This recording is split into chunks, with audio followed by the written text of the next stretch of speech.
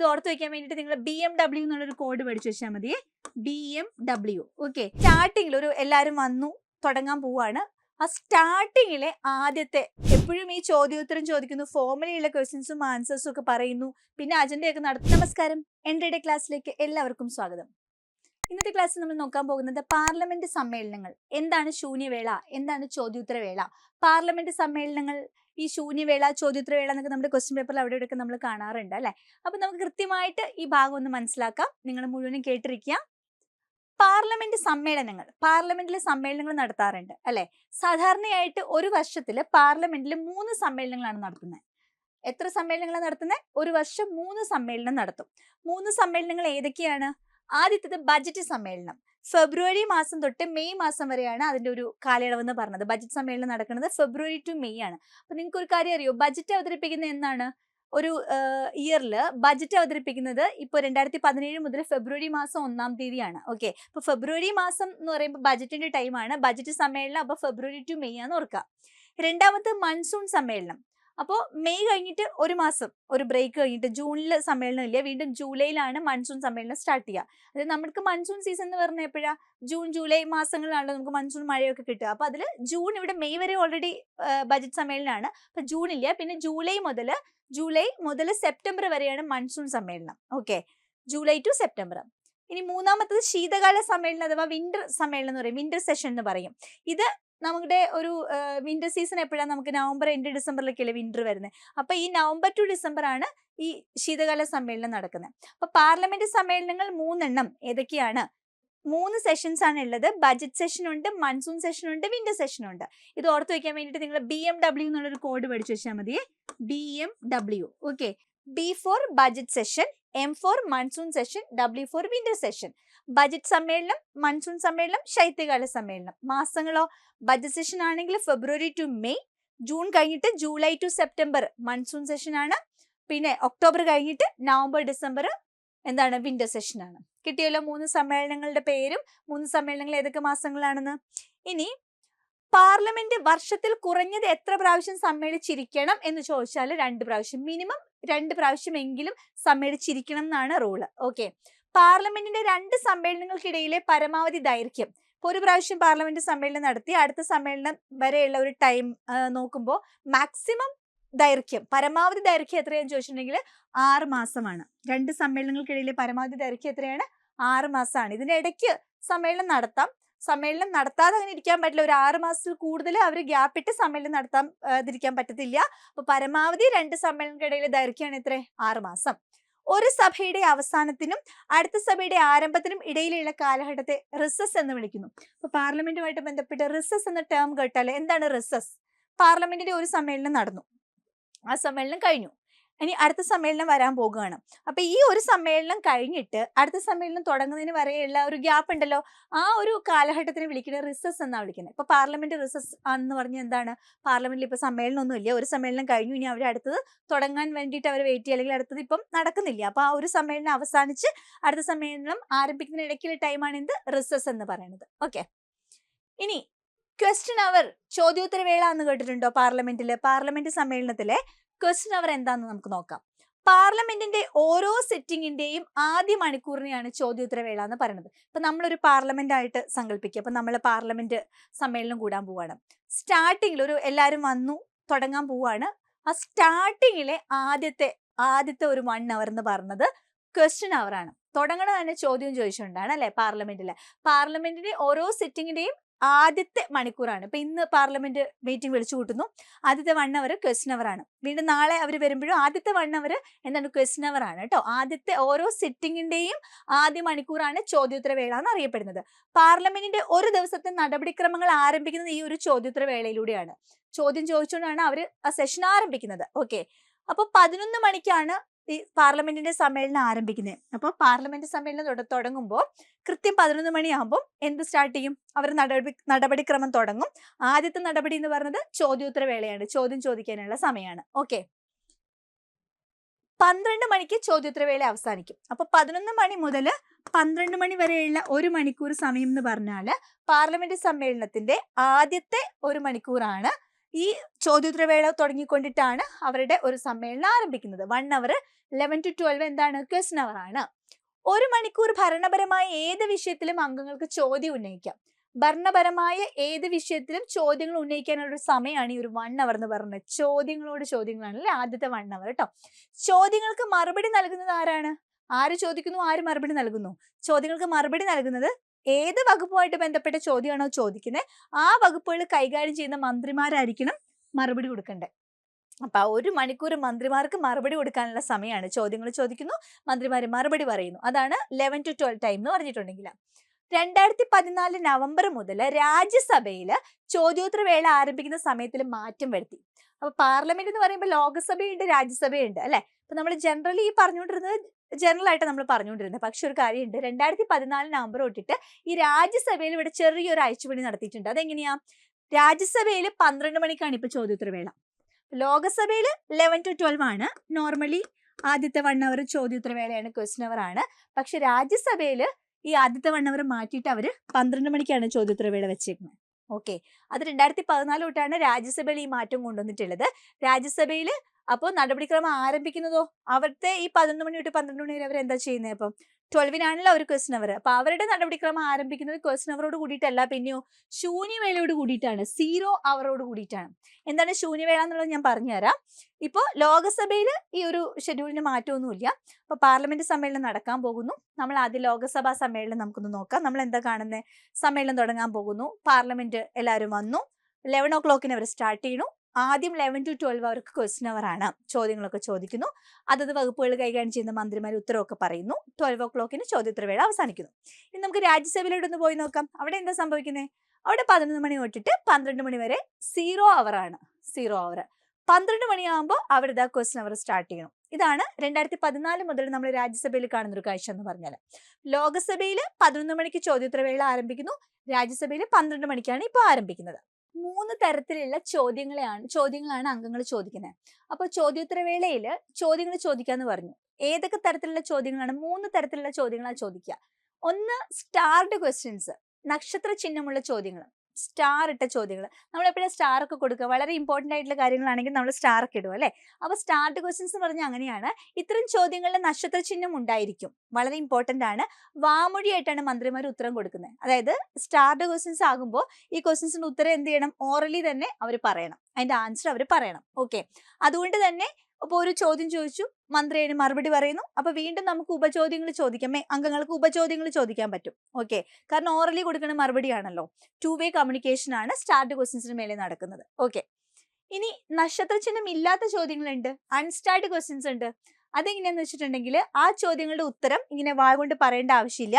അവർ എഴുതി മറുപടി തയ്യാറാക്കിയിട്ട് ആ ഉത്തരം അങ്ങോട്ട് കൊടുക്കുക ചെയ്യുന്നത്. മനസ്സിലായില്ലേ? അപ്പൊ ചോദ്യം ചോദിച്ച ആൾക്ക് ഇത് വായിച്ച് മനസ്സിലാക്കുക. അപ്പൊ അവിടെ വീണ്ടും ഉപചോദ്യങ്ങൾ ചോദിക്കേണ്ട ഒരു സിറ്റുവേഷൻ വരുന്നില്ല. എഴുതി തയ്യാറാക്കി മറുപടിയാണ് ഇത്തരം ചോദ്യങ്ങൾക്ക് നൽകുന്നത്. അതുകൊണ്ട് ഉപചോദ്യങ്ങൾ ചോദിക്കാൻ കഴിയില്ല. പരമാവധി 230 ചോദ്യങ്ങൾ ചോദിക്കാം.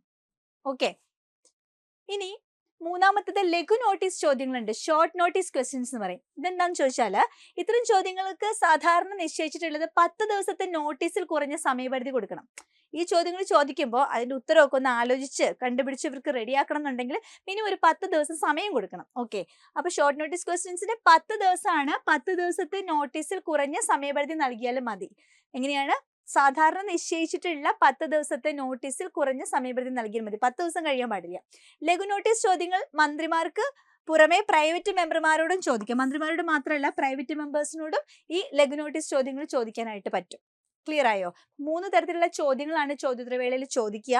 അതായത് സ്റ്റാർഡ് ക്വസ്റ്റ്യൻസ് ആകുമ്പോൾ ഡയറക്റ്റ് അവർ ആൻസർ ഓറലി പറയണം. അപ്പൊ വീണ്ടും ക്വസ്റ്റ്യൻസ് ചോദിക്കാം, അപ്പൊ വീണ്ടും മറുപടി കൊടുക്കണം, അങ്ങനെ പോകും. അൺസ്റ്റാർഡ് ക്വസ്റ്റ്യൻസ് ആണെന്നുണ്ടെങ്കിൽ ഇവർ ഉത്തരം എഴുതി തയ്യാറാക്കി കൊടുത്താൽ മതി. പിന്നെ 230 ചോദ്യങ്ങൾ ആണ് പരമാവധി പറയുന്നത് കേട്ടോ. അൺസ്റ്റാർഡ് ക്വസ്റ്റ്യൻസിൽ 230 ചോദ്യങ്ങളാണ് പരമാവധി പറഞ്ഞത്. പിന്നെ ഷോർട്ട് നോട്ടീസ് ക്വസ്റ്റ്യൻസ് ആകുമ്പോൾ ഒരു 10 ദിവസം നോട്ടീസ് പീരീഡ് ഉണ്ട്, മാക്സിമം അത് കൂടാൻ പാടില്ല. അപ്പൊ ആ ദിവസത്തിനുള്ളിൽ ഇവർ എഴുതി തയ്യാറാക്കി അപ്പം അങ്ങനെ കൊടുത്താൽ മതി. ഇത് ഈ ഷോർട്ട് നോട്ടീസ് ക്വസ്റ്റിന്റെ പ്രത്യേകത എന്ന് പറഞ്ഞിട്ടുണ്ടെങ്കിൽ മന്ത്രിമാർക്ക് പുറമെ പ്രൈവറ്റ് മെമ്പർമാരോടും ചോദ്യങ്ങൾ ചോദിക്കാം എന്നുള്ളതാണ്. ഓക്കെ, ഒരു ലോകസഭാ അംഗത്തിന് ഒരു ദിവസം ചോദിക്കാവുന്ന ചോദ്യങ്ങളുടെ എണ്ണം 5. മുമ്പ് 10 ആയിരുന്നു. ഇപ്പോൾ ഒരു ലോകസഭാ മെമ്പർക്ക് ഒരു ദിവസം മാക്സിമം 5 ചോദ്യങ്ങൾ ചോദിക്കാം. ഓക്കെ, ഒരു ദിവസം ചോദിക്കാവുന്ന ചോദ്യങ്ങളുടെ എണ്ണം 5 ആണ്. കാരണം ഈ 1 മണിക്കൂറിനുള്ളിൽ ചോദ്യങ്ങളും ഉത്തരങ്ങളൊക്കെ പറഞ്ഞു തീർക്കണമല്ലോ. ഇനി ശൂന്യവേള 0 അവർ നമ്മൾ മുന്നേ പറഞ്ഞു, ലോകസഭയിൽ ഈ ഒരു ക്വസ്റ്റ്യൻ അവറോട് കൂടിയിട്ടാണ് സ്റ്റാർട്ട് ചെയ്യണേ. പക്ഷെ രാജ്യസഭയിൽ 11 o'clock 0 അവർ ആണെന്ന് പറഞ്ഞു. എന്താണ് 0 അവർ? 0 ആണ് അല്ലെ. 0 അവറിൽ എന്താണ്? പാർലമെന്റ് അംഗങ്ങൾക്ക് നോട്ടീസ് ഇല്ലാതെ തന്നെ പ്രശ്നങ്ങൾ ഉന്നയിക്കാനുള്ള അനൗപചാരിക മാർഗ്ഗമാണ്. ഇപ്പൊ എന്ത് ചോദ്യങ്ങളും ഇങ്ങനെ എഴുതി തയ്യാറാക്കി ചോദിക്കുക, അല്ലെങ്കിൽ സ്റ്റാർഡ് ക്വസ്റ്റ്യൻസ് ചോദിക്കുക, വളരെ ഫോർമൽ ആയിട്ട് ചോദിക്കുന്നു, ഉപചോദ്യങ്ങൾ ചോദിക്കുന്നു, ഉത്തരം പറയുന്നു, പിന്നെ ഷോർട്ട് നോട്ടീസ് ക്വസ്റ്റ്യൻസ് അങ്ങനെ നോട്ടീസ് ടൈം എടുത്ത് ചോദിക്കുന്നു. ഇതൊക്കെ ഭയങ്കര ഫോർമൽ അല്ലേ? എന്നാൽ ഇങ്ങനെ ഫോർമൽ അല്ലാണ്ട്, ഒഫീഷ്യലി അല്ലാണ്ട് എന്താ പറയാ, കുറച്ച് അനൗപചാരിക മാർഗത്തിലൂടെ കാഷ്വലി ആയിട്ടുള്ള കാര്യങ്ങളൊക്കെ ചോദിക്കാനായിട്ടുള്ള ഒരു ടൈമാണ് ഈ ഒരു 0 അവർ എന്ന് പറഞ്ഞാൽ. നോട്ടീസ് ഒന്നും ഇല്ലാണ്ട് തന്നെ പ്രശ്നങ്ങൾ അവർക്ക് ഉന്നയിക്കാനുള്ള അനൗപചാരിക മാർഗ്ഗമാണ് ശൂന്യവേള എന്ന് പറയാം. ഇപ്പൊ എമർജൻസി ആയിട്ടുള്ള ഒരു കാര്യത്തെ പറ്റിയിട്ട് അവർക്ക് ഒരു ഡിസ്കഷൻ നടത്തണം. ഓക്കെ, അങ്ങനെയുള്ള അടിയന്തര പ്രമേയം, ശ്രദ്ധ ക്ഷണിക്കൽ പ്രമേയം, ഇതൊക്കെ പരിഗണനയ്ക്ക് വെക്കുന്നത് ഈ ഒരു ശൂന്യവേള സമയത്തായിരിക്കും. അപ്പൊ പെട്ടെന്ന് തന്നെ രാജ്യത്തിലൊരു സിറ്റുവേഷൻ നടക്കുന്നു, അതേപ്പറ്റി ഇവർക്ക് ഡിസ്കഷൻ നടത്തണം, ആർക്കെങ്കിലും ഒരാൾക്ക് അതിന്റെ കാര്യം എടുത്തിടണം, എല്ലാവരുടെയും ശ്രദ്ധ ഒന്ന് ക്ഷണിക്കണം, അടിയന്തര പ്രമേയമാണ്, ഇങ്ങനെയുള്ള കാര്യങ്ങളൊക്കെ എപ്പോഴാണ് എടുത്തിടുന്നത്? ഇതൊക്കെ ശൂന്യവേളയിലാണ് എടുത്തിടുക, 0 അവറിൽ. ഓക്കെ, ചോദ്യോത്തരവേളയ്ക്കും അജണ്ടയ്ക്കും ഇടയിലുള്ള സമയമാണ് ശൂന്യവേള. അതായത് ഇപ്പൊ ലോകസഭയിൽ നമ്മൾ കാണുന്നത് 11 o'clock ആകുന്നു. 11 o'clock ആകുമ്പോൾ ക്വസ്റ്റ്യൻ അവർ സ്റ്റാർട്ട് ചെയ്യുന്നു. 11 to 12 അവർ ചോദ്യോത്തരവേളയാണ്. 12 മണി കഴിയുമ്പോൾ എന്താണ്? 12 മണി കഴിയുമ്പോൾ ഇവര് ശൂന്യവേളയാണ്. ആ ശൂന്യവേള കൂടെ കഴിഞ്ഞിട്ടാണ് പിന്നെ ഇവരുടെ അന്നത്തെ ദിവസത്തെ അജണ്ട ഓരോന്നോരോന്നായിട്ട് നടക്കുക. അപ്പൊ ഈ ഒരു ചോദ്യോത്തരവേളയ്ക്കും അജണ്ടയ്ക്കും ഇടയിലുള്ള സമയമാണ് ശൂന്യവേള എന്ന് പറയുന്നത്. പാർലമെന്ററി രംഗത്ത് ഇന്ത്യയുടെ സംഭാവനയാണ് ശൂന്യവേള. എന്ന് വെച്ചാൽ എന്താ? വേറെ രാജ്യങ്ങളുടെ ഭരണഘടനയിൽ നമ്മളിത് കണ്ടിട്ടില്ല അല്ലെ. അതായത് ശൂന്യവേള ഇന്ത്യയുടെ സംഭാവനയാണ്. 1962 ഇന്ത്യയിൽ ഇങ്ങനെ ഒരു 0 അവർ ആരംഭിച്ചത്. എപ്പോഴും ഈ ചോദ്യോത്തരം ചോദിക്കുന്നു, ഫോർമലി ഉള്ള ക്വസ്റ്റ്യൻസും ആൻസേഴ്സും ഒക്കെ പറയുന്നു, പിന്നെ അജണ്ടയൊക്കെ നടത്തുമ്പോൾ ഇവർക്ക് അല്ലാതെ പെട്ടെന്ന് അടിയന്തര പ്രമേയം ഡിസ്കസ് ചെയ്യാനോ എന്തെങ്കിലും ശ്രദ്ധ ക്ഷണിക്കലോ പ്രമേയമൊക്കെ അവതരിപ്പിക്കാനൊക്കെ സമയമില്ല അല്ലെ. അപ്പൊ ഇന്ത്യക്കാർ കൊണ്ടുവന്നാണ് ഇന്ത്യയിൽ 1962 പാർലമെന്റിൽ ഇങ്ങനെ ഒരു സെഷൻ കൊണ്ടുവന്നു. മെയിൻ അജണ്ടയ്ക്കും ചോദ്യോത്തരവേളയ്ക്കും ഇടയ്ക്കുള്ള ഒരു ഗ്യാപ്പ് ഉണ്ടല്ലോ, ആ ഗ്യാപ്പിൽ നമുക്ക് എന്ത് ചെയ്യാം? നമുക്ക് 0 അവർ എന്ന് വിളിക്കാം. 0 അവറിൽ അടിയന്തര ശ്രദ്ധ ക്ഷണിക്കൽ പ്രമേയമൊക്കെ അവതരിപ്പിക്കാമെന്ന് തീരുമാനിക്കുകയാണ്. അപ്പൊ 62 മുതൽ ഇന്ത്യൻ പാർലമെന്റിൽ ഇങ്ങനെ 0 അവർ ആരംഭിച്ചു. ശൂന്യവേളയെ കുറിച്ച് പാർലമെന്റിലെ നിയമ നടപടിക്രമങ്ങളിലൊന്നും പരാമർശിച്ചിട്ടില്ല എന്ന് നമ്മൾ ഓർക്കണം. ഒരു സ്റ്റേറ്റ്മെന്റ് ആയിട്ട് ചോദിച്ചാൽ നിങ്ങൾ അറിഞ്ഞിരിക്കണം, പാർലമെന്റിലെ നടപടിക്രമങ്ങളിൽ ശൂന്യവേള ഈ ഒരു 0 അവറിനെ പറ്റി പറഞ്ഞിട്ടൊന്നും ഇല്ല. അത് ഇൻഫോർമലി അവര് കൊണ്ടുവന്ന ഒരു സിസ്റ്റമാണ്. ക്ലിയർ ആയോ? ശൂന്യവേളയ്ക്ക് സമയപരിധി നിശ്ചയിച്ചിട്ടൊന്നുമില്ല. ക്വസ്റ്റ്യൻ അവർ 1 hour ആണ് പറയുന്നത്. ഈ 0 അവറിന് അങ്ങനെ ഇത്ര സമയം വരെ ചോദിക്കാവുള്ളൂ, അങ്ങനെ സമയപരിധി ഒന്നും നിശ്ചയിച്ചിട്ടില്ല. എങ്കിലും സാധാരണ ഉച്ചയ്ക്ക് 12നും 1നും ഇടയിലായിട്ടാണ്. കാരണം 11 തൊട്ട് 12 വരെ ക്വസ്റ്റ്യൻ അവർ കഴിഞ്ഞിട്ട് പിന്നെ 12 മണിക്ക് ഈ ശൂന്യവേള ആരംഭിച്ചാലും മാക്സിമം 1 മണി, അതിനപ്പുറത്തേക്ക് പോകുന്നില്ല. 12 to 1 ആ ഒരു 12നും 1നും ഇടയിലാണ് ഈ ഒരു ശൂന്യവേള എന്ന് പറയുന്നത്. ഓക്കെ, PSC ഒരു പരീക്ഷയിൽ നൽകിയ ഉത്തരസൂചിക പ്രകാരം ശൂന്യവേളയുടെ ദൈർഘ്യം 30 മിനിറ്റ് കൊടുത്തിരിക്കുന്നത്. ശൂന്യവേളയുടെ ദൈർഘ്യം എത്രയാന്ന് ചോദിച്ചാൽ, അങ്ങനെ ഈ ശൂന്യവേള എന്നുള്ള സംഭവം പാർലമെന്റിന്റെ നടപടിക്രമങ്ങളൊന്നും പറയാത്തൊരു കാര്യമാണ്. അപ്പൊ ഒരു നിശ്ചിത സമയമൊന്നും നിശ്ചയിച്ചിട്ടില്ല, ഇത്ര സമയം പാടുള്ളൂ എന്നൊന്നും ഇല്ല. ഓക്കെ, 12നും 1നും ഇടയ്ക്കായിട്ട് ഇത് നടത്തും. അത് ഇന്ന സമയമൊന്നും പറഞ്ഞിട്ടില്ല. ഇനി PSC ഒരു തവണ ആൻസർ കീയിൽ കൊടുത്തത് 30 മിനിറ്റ് ആണ്. SCERT പാഠപുസ്തകത്തിൽ അതൊരു 5 മിനിറ്റ് മുതൽ 15 മിനിറ്റ് വരെ ആകാം എന്നാ പറയുന്നത്. എന്തെങ്കിലും എല്ലാ ദിവസവും ഒരുപോലെ ആയിരിക്കില്ല. അപ്പൊ ചില ദിവസം അടിയന്തര പ്രമേയം അവർക്ക് ഡിസ്കസ് ചെയ്യാനുണ്ടാകും, അല്ലെ ചില ദിവസം എന്തെങ്കിലും ശ്രദ്ധ ക്ഷണിക്കൽ പ്രമേയം ഉണ്ടാവും. ചിലപ്പോൾ അത് ഉണ്ടാവണമെന്നൊന്നും ഇല്ല, ചിലപ്പോൾ കുറച്ച് അധികം നേരം എടുക്കും, ചിലപ്പോൾ അത്ര എടുക്കണം എന്നില്ല. അപ്പോൾ ഒരു 5 മിനിറ്റ് മുതൽ ഒരു 15 മിനിറ്റ് വരെ, ഈ 12നും 1നും ഇടയ്ക്കുള്ള ഏതെങ്കിലും ഒരു 15 മിനിറ്റ് വരെയൊക്കെയാണ് പോകുന്നത്. പിന്നെ PSC ഒരിക്കലും കൊടുത്ത ആൻസർ കീയിൽ 30 മിനിറ്റ് പറഞ്ഞിട്ടുണ്ട്. എനിവേ ഈ 1 മണി വിട്ട് പോവില്ല. അങ്ങനെയാണ്. ക്ലിയർ ആണല്ലോ ശൂന്യവേള? പാർലമെന്റിലെ ക്വാറത്തെ കുറിച്ചിട്ടാണ് നമ്മൾ പറയാൻ പോണേ. ക്വാറം എന്താണ്? ക്വാറം എന്ന് പറഞ്ഞാൽ ഇപ്പൊ ഏത് മീറ്റിംഗ് കൂടുവാണെങ്കിൽ, ഇപ്പൊ നമ്മൾ 10 പേരുടെ ഒരു ഗ്രൂപ്പാണ്, നമ്മളൊരു മീറ്റിംഗ് വെച്ചു, മീറ്റിംഗിന് ആകെ 2 പേരെ വന്നിട്ടുള്ളൂ. ഈ മീറ്റിംഗ് കൊണ്ട് എന്ത് പ്രയോജനം അല്ലെ? അപ്പൊ ഏത് മീറ്റിംഗ് ആണെങ്കിലും ഒരു മിനിമം ഇത്ര പേരെങ്കിലും വന്നാലാണ് അവിടെ ഒരു ഡിസിഷൻ ഒക്കെ എടുക്കാനായിട്ട് പറ്റുള്ളൂ. അപ്പൊ അങ്ങനെ ഒരു കോറം പാർലമെന്റിനും ഉണ്ട്. പാർലമെന്റിലെ കോറത്തെ കുറിച്ച് പ്രതിപാദിക്കുന്ന ആർട്ടിക്കിൾ 100 ആണ് കേട്ടോ. 100 കോറം നമുക്ക് കണക്ട് ചെയ്യാം അല്ലെ. 100 ആർട്ടിക്കിൾ 100 പാർലമെന്റിലെ കോറത്തെ പറ്റിയിട്ടാണ് പറയുന്നത്. ഒരു സഭയുടെ സമ്മേളനം ചേരുന്നതിന് ആ സഭയുടെ നിശ്ചിത ശതമാനം അംഗങ്ങൾ പങ്കെടുക്കണം. എത്ര പേരുണ്ടോ അതിന്റെ ഇത്ര ശതമാനം അതിൽ പങ്കെടുക്കണം എന്നുണ്ട്. മനസ്സിലായില്ലേ? അതിനെയാണ് കോറം എന്ന് പറയുന്നത്. എത്ര പേരാണ് പങ്കെടുക്കേണ്ടത്, എത്ര ശതമാനമാണ് പങ്കെടുക്കേണ്ടത് അതിനെയാണ് ക്വാറം എന്ന് പറയുന്നത്. ഇപ്പൊ ഗ്രാമസഭയൊക്കെ കൂടുകയാണെങ്കിൽ 10 അംഗങ്ങളാണ് അതിൽ വരേണ്ടത്. ക്വാറം എന്ന് പറഞ്ഞാൽ മൊത്തം അംഗങ്ങളുടെ 10 വന്നാലാണ് ഗ്രാമസഭ കൂടാനായിട്ട് സമ്മേളനം നടത്താൻ പറ്റുള്ളൂ. അതുപോലെ പാർലമെന്റിലും ഉണ്ട്, ക്വാറം ഉണ്ട്. അത്രയും അംഗങ്ങൾ അവിടെ വരണം. എത്രയാണത്? പാർലമെന്റ് സമ്മേളനങ്ങൾ ചേരുന്നതിനുള്ള ക്വാറം എത്രയാണ്? ആകെ അംഗങ്ങളുടെ 10 ഇവിടെയും 10 കേട്ടോ. ആകെ എത്ര അംഗങ്ങളുണ്ടോ അതിന്റെ 10 അംഗങ്ങൾ വന്നാലാണ് ആ ഒരു ക്വാറം കംപ്ലീറ്റ് ആവുള്ളൂ, എന്നാലേ സമ്മേളനം നടത്താൻ പറ്റുള്ളൂ. ഓക്കെ. സംസ്ഥാനങ്ങളുടെ കാര്യത്തില് 10 അല്ലെങ്കിൽ 10 ഏതാണോ അത്. ഇപ്പൊ സംസ്ഥാനങ്ങളുടെ കാര്യത്തിൽ 10 എന്ന് പറയില്ല, 10 ആകാം അല്ലെങ്കിൽ 10 ആകാം. ഇതിൽ ഏതാണോ കൂടുതൽ അത്. ഫോർ എക്സാമ്പിൾ പറഞ്ഞാൽ 140 അംഗങ്ങളാണ് ഉള്ളതെങ്കിൽ അതിന്റെ 10 എന്ന് പറഞ്ഞാൽ എത്രയാ? 14. ഈ 14 10നേക്കാളും കൂടുതലല്ലേ? അപ്പൊ 14 പേര് വേണം. 140 അംഗങ്ങളാണ് ഉള്ളതെന്നുണ്ടെങ്കിൽ നിയമസഭയിൽ ഉണ്ടെങ്കിൽ 14 പേര് വന്നാലാണ് മീറ്റിംഗ് നടത്താൻ പറ്റുള്ളൂ. ചിലയിടത്ത് 140 ഉണ്ടാവില്ല, കുറച്ചായിരിക്കും ഉണ്ടാവുള്ളൂ. ഇപ്പൊ 70 അംഗങ്ങൾ ഉള്ളൂന്നുണ്ടെങ്കിലോ 7 പേരെ ആവുന്നുള്ളൂ 10 അപ്പൊ 10 പേര് വരണം എന്നാണ് കണ്ടീഷൻ. മനസ്സിലായില്ലേ? അപ്പൊ സംസ്ഥാനങ്ങളുടെ കാര്യത്തിൽ ഒന്നല്ലെങ്കിൽ 10 പേര് അല്ലെങ്കിൽ 10 ഈ 10 11 കൂടുതൽ ആ നമ്പറിലാണ് ക്വാറം പൂർത്തിയാക്കാൻ വേണ്ടിയിട്ട് അല്ലെങ്കിൽ ക്വാറം തേക്കാൻ വേണ്ടിയിട്ട് വേണ്ടത്. രാജ്യസഭയിലാണെങ്കിൽ ക്വാറം 25, 250ന്റെ 11 ഒരു കണ്ടീഷനില്ല. ലോകസഭയിലാണെങ്കിൽ 550ന്റെ 11 രീതിയിൽ 55 ലോകസഭയിലെ ക്വാറം. ഇത്രയും പേര് വന്നാലാണ് മീറ്റിംഗ് നടത്തുക. പബ്ലിക് അക്കൗണ്ട് കമ്മിറ്റി ഉണ്ട്, പബ്ലിക് അക്കൗണ്ട്സ് കമ്മിറ്റി. ഈ കമ്മിറ്റിയിലെ ക്വാറം 4 കേട്ടോ. ഗ്രാമസഭ ചേരുന്നതിനുള്ള ക്വാറം ആകെ അംഗങ്ങളുടെ 10 അപ്പൊ ക്വാറം എന്താണെന്ന് മനസ്സിലായല്ലോ. എത്ര പേരാണ്, ഇത്ര ടോട്ടൽ അംഗങ്ങളുടെ എത്ര ശതമാനമാണോ അതിനകത്ത് ആ സമ്മേളനം നടത്താൻ വേണ്ടിയിട്ട് വരേണ്ടത്, അതാണ് ക്വാറം എന്ന് പറഞ്ഞത്. പാർലമെന്റിന്റെ കേസിലാണെങ്കിലും ഗ്രാമസഭയുടെ കേസിലാണെങ്കിലും 10 സംസ്ഥാനങ്ങളുടെ കേസിലാണെങ്കിൽ 10 അല്ലെങ്കിൽ 10 ഏതാണോ കൂടുതൽ അതായിരിക്കും. പിന്നെ പബ്ലിക് അക്കൗണ്ട്സ് കമ്മിറ്റിയിൽ 4. ഓക്കെ. രാജ്യസഭയിൽ അത് 25, ലോകസഭയിൽ അത് 55 ക്വാറം എന്ന് പറയുന്നത്. ഇനി സഭ നിർത്തിവെക്കൽ എന്ന് പറഞ്ഞൊരു പ്രോസസ് ഉണ്ട്. നമ്മൾ ഈ ടേംസ് ഒക്കെ നിങ്ങൾ കണ്ടിട്ടുണ്ടാവും. അഡ്ജോൺമെന്റ്, സൈൻ ഡൈ, ഇങ്ങനെയൊക്കെ പറഞ്ഞിട്ടുള്ള ചില ടേംസ് ഉണ്ട്. വളരെ ഇമ്പോർട്ടന്റ് ആണ് ഈ പാർലമെന്റുമായിട്ട് ബന്ധപ്പെട്ട്, സമ്മേളനങ്ങളൊക്കെ ആയിട്ട് ബന്ധപ്പെട്ടിട്ട്. എന്താണ് അഡ്ജോൺമെന്റ് എന്ന് പറഞ്ഞാൽ? സഭ നിർത്തിവെക്കൽ, അതാണ് അഡ്ജോൺമെന്റ്.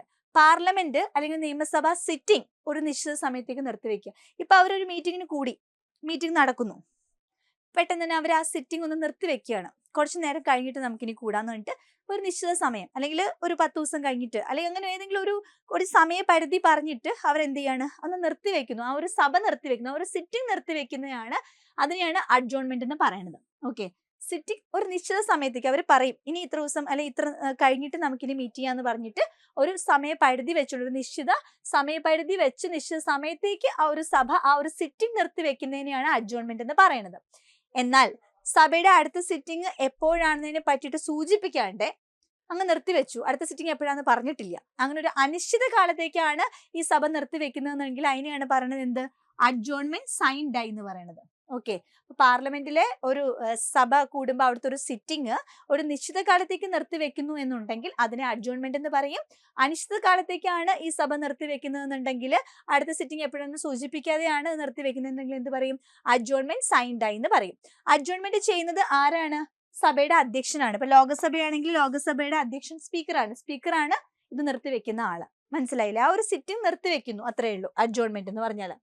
എന്നാൽ വേറൊരു സംഭവം ഉണ്ട്, പ്രൊറോഗ് എന്ന് പറഞ്ഞിട്ട്. എന്താണ് പ്രൊറോഗ് എന്ന് അറിയോ? പ്രസിഡന്റ് സമ്മേളനങ്ങൾ പ്രൊറോഗ് ചെയ്യാനുള്ള അധികാരം ഉണ്ട് പ്രസിഡന്റിന് എന്നൊക്കെ നമ്മൾ കേട്ടിട്ടുണ്ടാവും. എന്താണ് പ്രൊറോഗ് എന്ന് പറഞ്ഞിട്ടുണ്ടെങ്കിൽ സഭയുടെ ഒരു സമ്മേളനത്തെ നിർത്തിവെക്കുന്നതിനെയാണ്. മറ്റേത് എന്താണ്? ഒരു സിറ്റിംഗ് ആണ് നിർത്തിവെക്കുന്നതിനെയാണ് അഡ്ജോൺമെന്റ് എന്ന് പറഞ്ഞത്. ഇവിടെ ഒരു സമ്മേളനം നടന്നു, ആ സമ്മേളനം അങ്ങോട്ട് നിർത്തിവെച്ചു, അതിനെയാണ് എന്ത് പറയാ? പ്രൊറോഗ് എന്ന് പറയുന്നത്. ഒരു സമ്മേളനം നടക്കുന്നു, ആ സമ്മേളനം നിർത്തിവെക്കുന്നു. ഇന്ത്യൻ പ്രസിഡന്റിന് പാർലമെന്റ് സമ്മേളനത്തെ പ്രൊറോഗ് ചെയ്യാനുള്ള അധികാരമുണ്ട്. ഇത് പറയുന്ന ആർട്ടിക്കിൾ 85 2A ആണ്. ആർട്ടിക്കിൾ 85 പറയുന്നുണ്ട് പ്രസിഡന്റിന് പാർലമെന്റ് സമ്മേളനത്തെ പ്രൊറോഗ് ചെയ്യാനുള്ള അധികാരമാണ്. എന്താ പ്രൊറോഗ് ചെയ്യാന്ന് പറഞ്ഞാൽ സമ്മേളനം നിർത്തിവെക്കുക. ഒരു സിറ്റിംഗ് അനിശ്ചിത കാലത്തേക്ക് പിരിച്ചുവിടുക, അതിനെയൊക്കെ നമ്മൾ അഡ്ജോൺമെന്റ് എന്നാ പറയാ. അനിശ്ചിത കാലത്തേക്കാണെങ്കിൽ അഡ്ജോൺമെന്റ് സൈൻ ഡൈ എന്ന് പറയും. നിശ്ചിത സമയപരിധി വെച്ചിട്ടുണ്ടെങ്കിൽ അഡ്ജോൺമെന്റ് എന്ന് പറയും. ഒരു സമ്മേളനം നിർത്തിവെക്കുന്നതാണ് പ്രൊറോഗ്. ആർക്കതിനുള്ള അധികാരമുണ്ട്? ഇന്ത്യൻ പ്രസിഡന്റിനുള്ള അധികാരമുണ്ട്. ഓക്കെ. ഇനി പിരിച്ചുവിടൽ. എന്താണ് പിരിച്ചുവിടൽ എന്ന് പറഞ്ഞിട്ടുണ്ടെങ്കിൽ? ഡിസൊല്യൂഷൻ ആണല്ലേ, സഭ പിരിച്ചുവിടാം. ആർക്ക് പിരിച്ചുവിടാനുള്ള അധികാരമുണ്ട്? ഇന്ത്യൻ പ്രസിഡന്റിന് അധികാരമുണ്ട്. ലോകസഭയെയോ സംസ്ഥാന അസംബ്ലിയെയോ പിരിച്ചുവിടുന്നതിന് എന്ത് വിളിക്കും? ഡിസൊല്യൂഷൻ എന്ന് വിളിക്കും. ആർട്ടിക്കിൾ 85 2B ആണ് പിരിച്ചുവിടുന്നതുമായിട്ട് ബന്ധപ്പെട്ട ആർട്ടിക്കിൾ.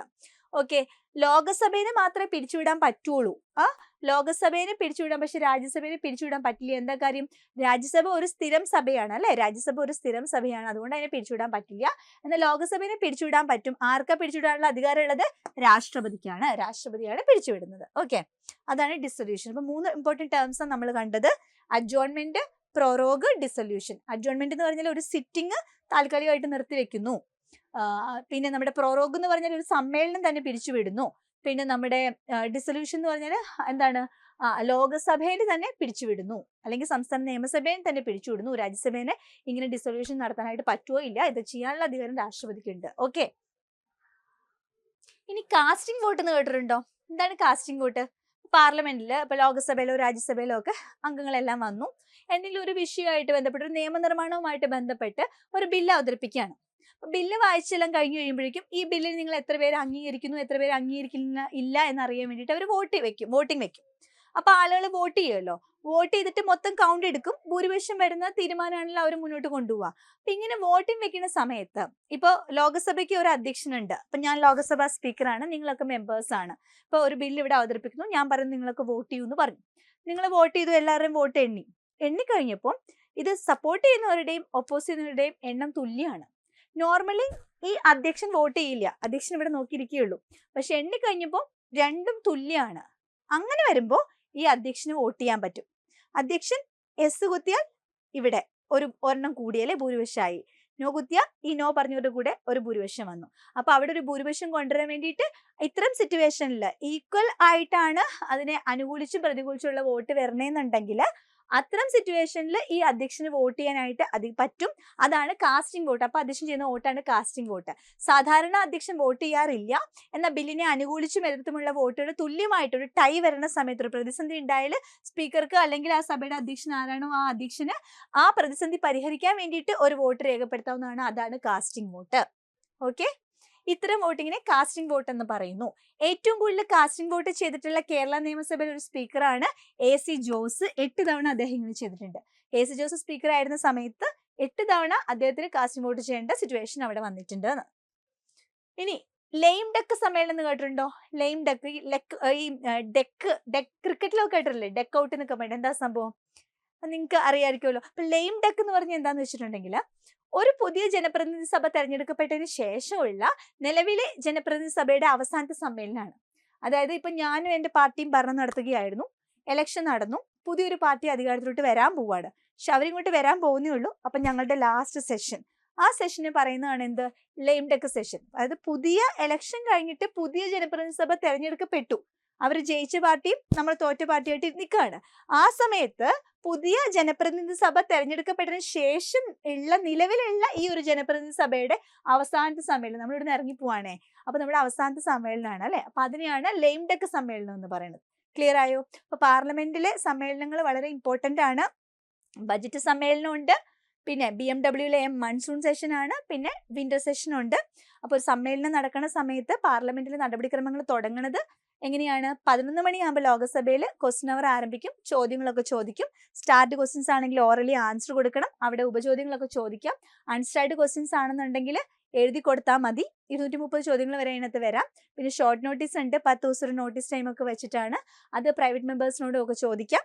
ഓക്കെ, അത് കഴിഞ്ഞ് 11 തൊട്ട് 12 വരെ ഈ പറഞ്ഞ ചോദ്യോത്തരവേള ക്വസ്റ്റ്യൻ അവർ കഴിഞ്ഞു കഴിഞ്ഞാൽ 12 മണിയാകുമ്പോഴേക്കും അടിയന്തര ശ്രദ്ധ ക്ഷണിക്ക പ്രമേയമായിട്ട് ബന്ധപ്പെട്ട് ശൂന്യവേള ഇന്ത്യൻ പാർലമെന്റ് കൊണ്ടുവന്നാണ് ശൂന്യവേള ആരംഭിക്കും. അത് 5 മിനിറ്റ് തൊട്ട് 15 മിനിറ്റ് വരെ ആകാം, അരമണിക്കൂറാകാം. അത് പ്രത്യേകിച്ച് സമയമൊന്നും പറഞ്ഞിട്ടില്ല. ശൂന്യവേള കഴിഞ്ഞിട്ട് അവരുടെ മെയിൻ അജണ്ടയിലോട്ട് പോകും കാര്യങ്ങളൊക്കെ. ഓക്കെ, അപ്പോൾ ഒരു ബില്ല് അവതരിപ്പിക്കുന്ന സിറ്റുവേഷൻ ആണ്. അപ്പോൾ ആ ഒരു സിറ്റുവേഷനിൽ സ്പീക്കർ വോട്ട് ചെയ്യുന്നില്ല, അധ്യക്ഷൻ വോട്ട് ചെയ്യുന്നില്ല, ബാക്കിയുള്ളവരും വോട്ട് ചെയ്തപ്പോൾ ഈക്വലി ഒരു ടൈ വന്നു. അപ്പൊ അധ്യക്ഷനോട് വോട്ട് ചെയ്യും. അപ്പൊ ആ വോട്ടിനെയാണ് കാസ്റ്റിംഗ് വോട്ട് എന്ന് പറയുന്നത്. പിന്നെ ഒരു ഒരു സമ്മേളനം നടക്കുന്നു, ആദ്യത്തെ സിറ്റിംഗ് കഴിഞ്ഞിട്ട് ഒരു നിശ്ചിത കാലം പറഞ്ഞിട്ട് അവർ നിശ്ചിത സമയം പറഞ്ഞ് പിരിച്ചുവിടുവാണെങ്കിൽ അഡ്ജോൺമെന്റ് എന്ന് പറയുന്നു. അനിശ്ചിത കാലത്തേക്ക് പിരിച്ചുവിടുവാണെങ്കിൽ അഡ്ജോൺമെന്റ് സൈൻഡ് എന്ന് പറയുന്നു. ഇനി ഒരു സമ്മേളനം നിർത്തിവെക്കുന്നതാണെങ്കിൽ പ്രൊറോഗ് എന്ന് പറയും. ഒരു ലോകസഭയെ പിരിച്ചുവിടുവാണെങ്കിൽ സഭ മൊത്തത്തിൽ പിരിച്ചുവിട്ടാൽ ഡിസൊല്യൂഷൻ എന്ന് പറയും. ഓക്കെ, രാജ്യസഭ തുടങ്ങുന്നതാണെങ്കിൽ 11 മണിക്ക് ആദ്യം തന്നെ അവർ സ്റ്റാർട്ട് ചെയ്യുന്നത് എന്ത് വെച്ചിട്ടാണ്? അവരുടെ ശൂന്യവേള വെച്ചിട്ടാണ് സ്റ്റാർട്ട് ചെയ്യുന്നത്. അത് കഴിഞ്ഞിട്ടാണ് അവരുടെ ചോദ്യോത്തരവേളയും കാര്യങ്ങളൊക്കെ വരുള്ളൂ. 2014 മുതൽ അങ്ങനെയാണ്. ഓക്കെ, പിന്നെ കോറം ഉണ്ട് പാർലമെന്റിൽ, 10 അംഗങ്ങൾ വന്നാലാണ് കോറം തികയുള്ളൂ, അപ്പോഴാണ് മീറ്റിംഗ് നടത്താൻ പറ്റുള്ളൂ. ഇനി എന്താണ് ലെയിം ഡെക്ക് സമ്മേളനം എന്ന് ചോദിച്ചാൽ പുതിയ ജനപ്രതിനിധി സഭ വന്നു, പഴയ ആളുകളുടെ ലാസ്റ്റത്തെ സെഷനെയാണ് ലെയിം ഡെക്ക് സമ്മേളനം എന്ന് പറയുന്നത്. ഓക്കെ, ഏറ്റവും കൂടുതൽ കേരള നിയമസഭയിൽ കാസ്റ്റിംഗ് വോട്ട് ചെയ്തത് AC ജോസ് ആണ്. So that's all about important sessions in parliament. Okay, അപ്പോൾ വളരെ ഇമ്പോർട്ടൻ്റ് ആയിട്ടുള്ള ചില ടേംസ്, ചില ക്വസ്റ്റ്യൻസിലൂടെയാണ് നമ്മൾ കടന്നു വന്നത്. പാർലമെന്റിലെ സമ്മേളനങ്ങൾ ഏതൊക്കെയാണ്, ഓരോ സമ്മേളനങ്ങളുടെയും ടൈം എങ്ങനെയാണ്, ചോദ്യോത്തരവേള എന്താണ്, ശൂന്യവേള എന്താണ്, ലോകസഭയിലും രാജ്യസഭയിലും ഇതിൻ്റെയൊക്കെ ടൈം എങ്ങനെയാണ്, കാസ്റ്റിംഗ് വോട്ട് എന്താണ്, അഡ്ജോൺമെന്റ് സൈൻ ഡൈ, പ്രൊറോഗ്, ഡിസൊല്യൂഷൻ, പിന്നെ കോറം, ഇത്തരം കാര്യങ്ങളൊക്കെ നിങ്ങൾക്ക് ഒരു ഐഡിയ കിട്ടിയെന്ന് ഞാൻ വിചാരിക്കുന്നു. അപ്പോൾ അത് വളരെ ഇമ്പോർട്ടൻ്റ് ആണ്, ചോദ്യപേപ്പറുകളിൽ കണ്ടിട്ടുണ്ട്. ഓക്കെ, അപ്പോൾ നിങ്ങൾക്ക് ഈ ഒരു സെഷൻ ഉപകാരപ്രദമായി എന്നുണ്ടെങ്കിൽ തീർച്ചയായിട്ടും നിങ്ങളുടെ കമൻസും നിങ്ങളുടെ സജഷൻസും ഒക്കെ അറിയിക്കുക. പരമാവധി നിങ്ങളുടെ സുഹൃത്തുക്കൾക്ക് ഷെയർ ചെയ്തിട്ട് സപ്പോർട്ട് ചെയ്യാം. ഓക്കെ, അപ്പോൾ നമുക്ക് വീണ്ടും കാണാം. വീണ്ടും കാണുന്നവരേക്കും ബൈ. Thank you.